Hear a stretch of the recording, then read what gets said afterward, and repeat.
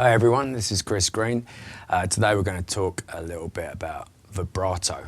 Now, this is a real personal taste thing. There's a lot of crazy techniques out there for vibrato. So I'm going to lay off a few people that I probably think are doing a real bad job with their vibrato and just go straight to what I think is probably the best, most effective technique for your vibrato, especially in a rock genre. The real common misconception about vibrato is that all you need to do is kind of, move your hand around and it will take care of itself. The level of professionalism in someone's playing is evident almost straight away by hearing their vibrato.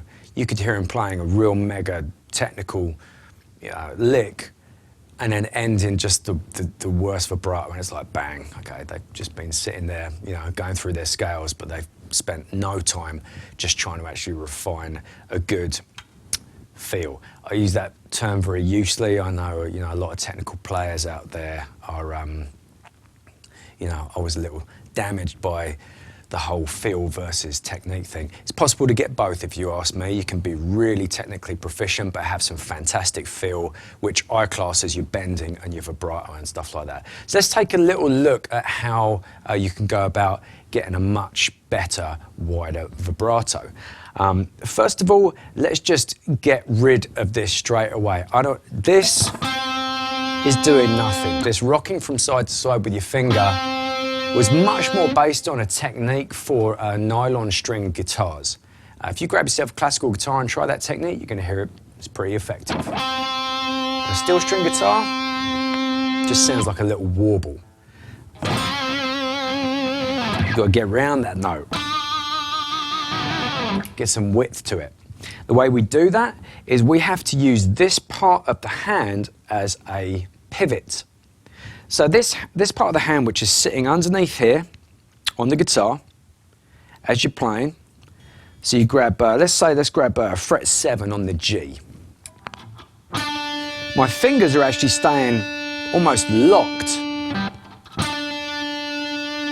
And what I'm doing is I'm pulling my hand down, and by doing that, pulling the note slightly out and back again. Now obviously it sounds absolutely horrible when you do it like that. But when you speed it up, what you're aiming to do is take the note. If this is the line where the note is, you're aiming to take it above and back, and always coming back to exactly the same note every time. Don't pull it and slowly get out of tune. Let's face it, it sounds awful. So, hit the note. Now, if you notice there, I'm using my middle finger behind my third finger to back up that note. My first finger is actually dampening the rest of the strings. So you've got a much cleaner vibrato. So if you're trying to...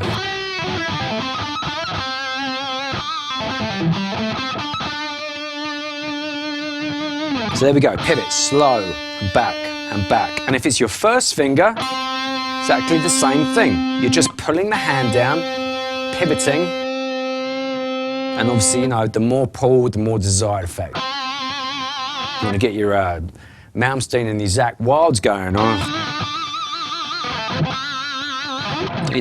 Or even if very slight. Bending.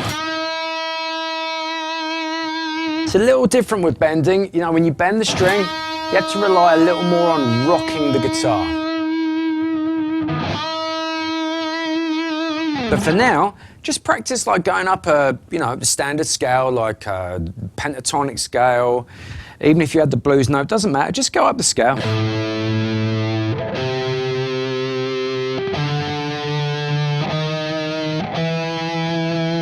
Practice just getting different levels of vibrato.